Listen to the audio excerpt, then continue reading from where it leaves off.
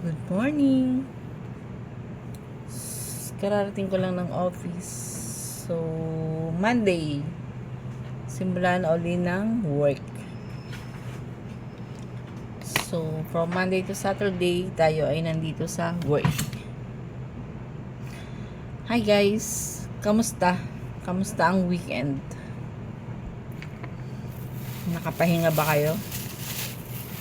Kasi today is Monday. Start na ulit ng ating work.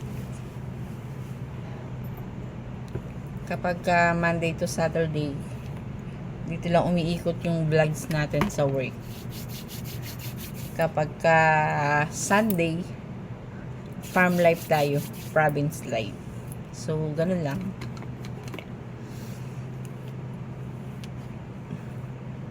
So, sana ay magandang araw nating lahat. Good morning sa inyong lahat. Have a nice day.